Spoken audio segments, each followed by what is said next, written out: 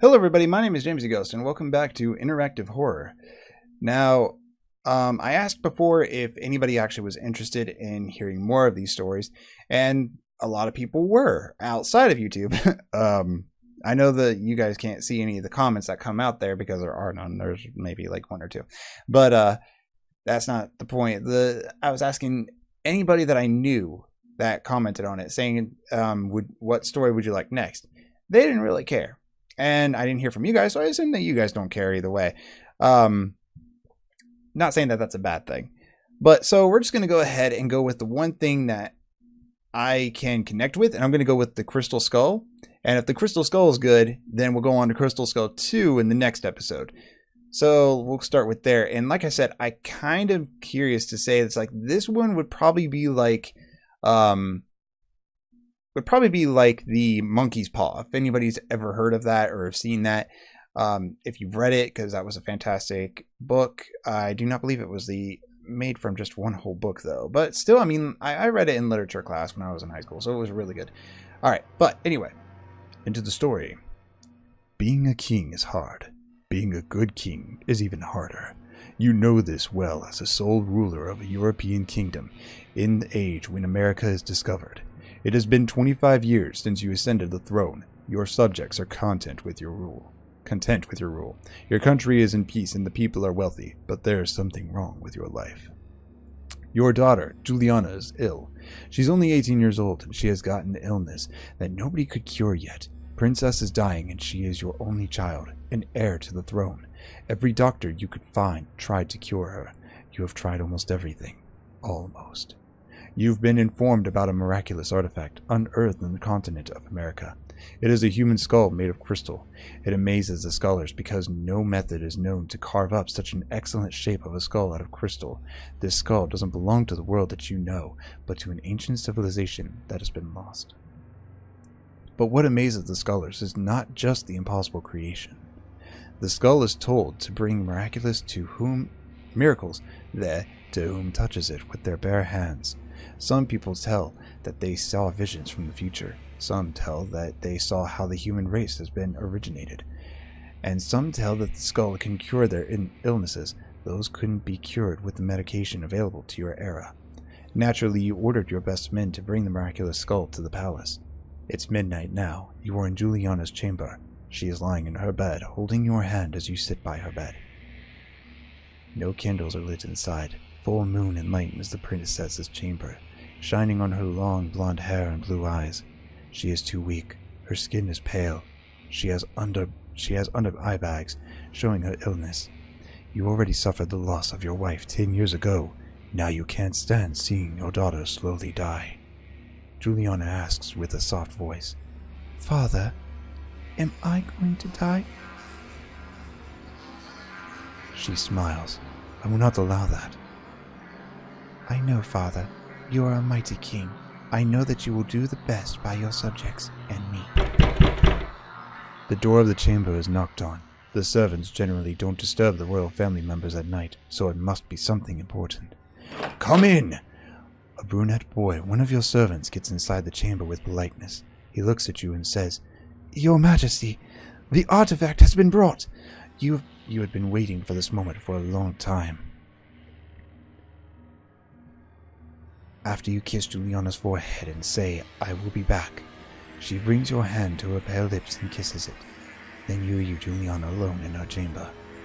At the exit of Juliana's chamber, you see Sir William, one of the knights who's appointed with the task of bringing the ancient skull. He is a strong man with black hair and a round beard. He wears gloves and holds a bag. "Your Majesty," he says, and kneels before you. Signal him to stand up. "Let's go to my study chamber." Sir William follows you as you walk to your study chamber. The chamber is well lit with silver candelabras.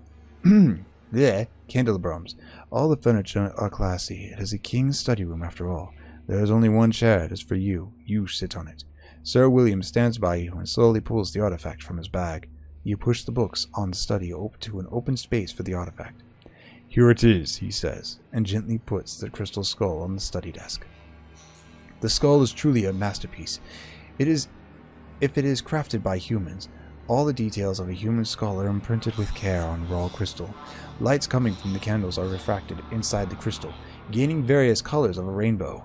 It's magnificent, but you sense something sinister, something that doesn't belong to our world. Did you or any of your knights touch the skull? Yes, we did touch the skull with our bare hands, and we all had visions. We took glances from our futures. Some of us saw how they will die. Some of us saw our grandchildren. He continues, but maybe we shouldn't have touched it. The day we were about to leave, a native man came to us. He looked like the chief of his tribe. He knew little of our language, but he shouted some words that we could understand. Cursed! Do not touch! So we haven't touched the skull with our bare hands again. I know that our princess needs to find a cure. I also know that we received reliable information about the magical powers of the skull when it comes to incurable diseases. But Your Majesty, I have a very bad feeling about this skull. I believe that the wise decision is to throw this skull to the sea. I can't let Juliana die. She will have to touch the skull. The knight sighs. As you wish, Your Majesty. But if you are going to bring the skull to her, I wish you would wear gloves. You look for gloves around the study chamber. Sir William pulls his own gloves off. I think you wish Juliana to touch the skull as soon as possible. Let's not wait for servants to find your gloves, he says, and gives you them. You wear the gloves and hold the crystal skull with your covered hands. Let me bring the skull to Juliana. You thank Sir William for his services and let him go. You carry the skull to Juliana's chamber. You enter her chamber and see that she hasn't slept yet. She rises up and sits on her bed. She looks at the skull in awe. It looks marvelous. And scary, she says. You approach Juliana and let her touch the skull. As Juliana touches it, she closes her eyes and doesn't react to anything in the external world. You understand that she is having a vision. After 10 seconds, she opens her eyes with a gasp. I saw things. I don't know how to describe them. They were pitch-black creatures. So ugly. Their eyes, they were red as flames, and they all stared at me. She starts to cry. Please keep this thing away from me, please. And I don't want to be alone. Oh, and I want to be alone. So you decide to keep the skull in your study room and let your daughter sleep. After this tiring day, you go to your chamber. There are no guards at the door, so you trust everybody in the palace. You are a loved king. The furniture are luxurious in their chamber too. Or in this chamber. You take a glance at your reflection in the mirror. You take pride in how you look. You are a middle-aged man, but you still look as handsome as you were young. Your looks are an important factor that makes you a charismatic leader, besides being fair and wise. You wear your nightgown and get in bed. It is a bed for two, but you haven't slept with anyone since your wife passed away. You have a secret that you keep from everyone. Sometimes you hug the second pillow in your bed, as if it was someone you love. You do this since your childhood. Nobody needs to know it. It doesn't take long for you to fall asleep. I feel like everybody does that. I mean, a lot of people end up just waking up and they're like instantly holding something or like just caressing something. Father, you wake up to Juliana's voice. She gently holds your shoulder. You look at her. She has a happy smile on her face. Her skin is no longer pale, but saturated with life. She no longer has bags on her eyes. I feel wonderful. She takes a few steps back and starts dancing. You laugh with happiness, stand up, and you hug her. Juliana walks into the corridors of the palace, dancing and laughing.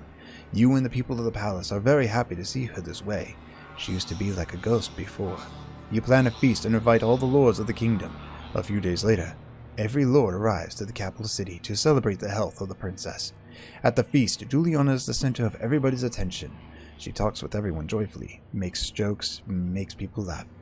When the feast is over and it's midnight, everybody goes to the chambers reserved for them. You accompany Juliana to her chamber. You put a kiss on her forehead before letting her sleep. Then you go to your own chamber and fall asleep in peace. You wake up to the sound of a knocking on your chamber door. It's still night. You wonder who dared to wake you up at this hour. It's the same brunette boy who had informed you about the arrival of the skull. Your Majesty, I am deeply sorry for disturbing you at this hour, but there is something wrong. There are laughing sounds coming from the princess's chamber. It's her voice, but it doesn't sound normal. Let me check it. You walk to Juliana's chamber, like the servant said. Hysterical laughter comes from inside, so you decide to enter. You see Juliana at the balcony of her chamber, facing back at you. She laughs under the pale moon. You approach her and put your hand on her shoulder. She turns back to you. Her face is normal, smiling. Just when you were going to ask if she is okay, she responds, I know it looks funny, Father, but I am fine. Please leave me alone, she says. She stops laughing and gets in her bed with a smile on her face. You decide to leave her alone, so you can return to your chamber. You can't sleep. You feel something is wrong. So very wrong. The door of your chamber opens. There is only one person who is allowed to enter without knocking on the king's door, so you understand that it's Julia who entered. Like you guessed, you see your daughter's silhouette.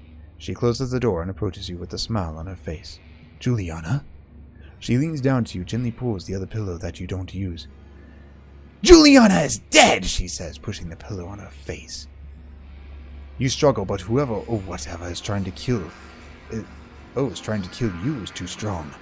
The king is dead! Long live the king! She shouts. Why is your own daughter committing patricide or regicide and referring herself as king rather than queen? That doesn't make sense at all. That is the end of your reign and your life. The end. Huh. Alright, then, well, let's continue on forward. Let's see what happens. Obviously, if we don't take the skull, our daughter would die. But let's go ahead and quickly see how that would go. So, alright. I trust your insight. Let's do it. I'm glad that you agree with me, Your Majesty. So he packs the crystal skull back into the bag. You two get outside the palace and get on your horses to ride to the docks. When you reach the docks, Sir William finds stones and fills the bag with it. Then he throws the bag, your only hope for curing Juliana, to the bottom of the dark sea. I know how hard it is, but maybe this is best for all of us. You hope that he is right. Alright, so that was pretty short. Alright, well, next ending. I'm not sure how the third story will play out, so we'll start from here. The skull is truly a masterpiece. It is crafted by humans. As if it is crafted by humans. All the details of a human skull are imprinted with care on raw crystal. The lights coming from the candles are refracted from the crystal, gaining various colors of the rainbow. It's magnificent, but you sense something sinister. Let's touch it. As you are about to touch the skull, Sir William holds your hand and prevents you from touching it. Your Majesty, I think I need to tell you something about the skull before you touch it. Alright, let's see if he says anything different. The day we were about to leave, a native man came to us. He looked like the chief of his tribe. He knew little of our language, but he shouted some words that we could understand. Cursed! No touch! So we haven't touched it with our bare hands again. I know that our princess needs to find a cure. I also know that we received reliable information about the magical powers of the skull when it comes to incurable diseases. But Your Majesty, I have got a very bad feeling about this skull. I believe that the wise decision is to throw this skull to the sea. I can't let Juliana die. Alright, so let's touch it with our bare hands to see what will happen. You ignore the night and touch the skull with your bare hands and instantly find yourself in a vision. In your vision, you are in the middle of a ritual. There are 100 naked humans around you, forming a circle around whose sole center is around you. They are all prostrating themselves, worshipping you. It's nighttime. The plain area is enlightened with torches and stars. You see a stepped pyramid nearby. It is made of a huge stone blocks. You realize that you are the crystal stone. You can't see yourself, but you are completely aware of what you are. These naked people are worshipping you, the crystal skull. Then the vision changes. Now it is not night, but morning. It is raining like hell. There is a huge flood.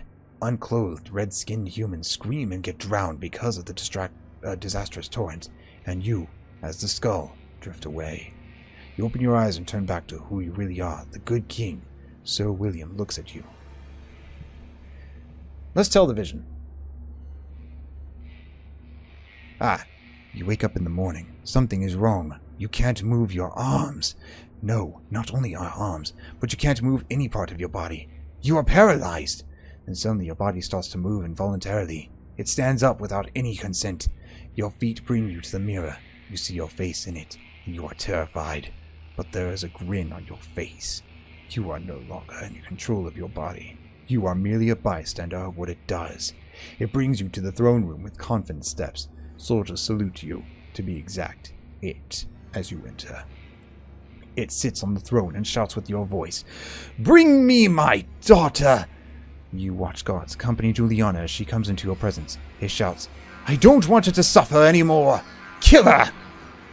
Juliana is shocked. "What? Father, please!" She is not the only one surprised in the room. Everybody looks at each other with shock and shouts, "You heard your king! Execute her!" You try to shout, but your screams are buried inside the head of the king. Juliana gets on her knees and cries in despair, but it's in vain. Two black-masked decapitators come into your presence. One holds the crying blonde girl, the other holds the sword. You can do nothing but watch as your precious daughter gets decapitated.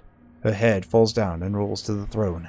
Your floor gets filled with her blood. Days pass. It continues to control your body. You mourn for your daughter inside it, that once belonged to you. Inside the body that once belonged to you.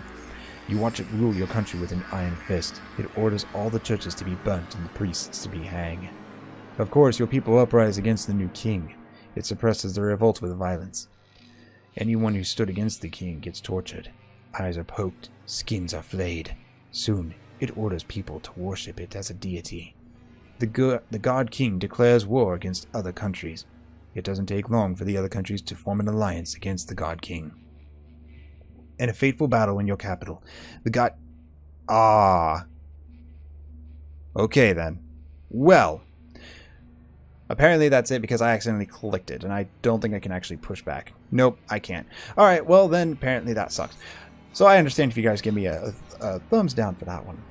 So that's the Crystal Skull story. That's all the stories played through, because one of my commentaries actually said that they wish that I had done the whole story. So I hope you guys enjoyed this video. I hope it put you in the mood for creepy, scary Halloween stories.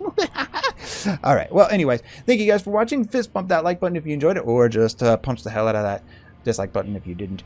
And I will see you in the next video. See you later.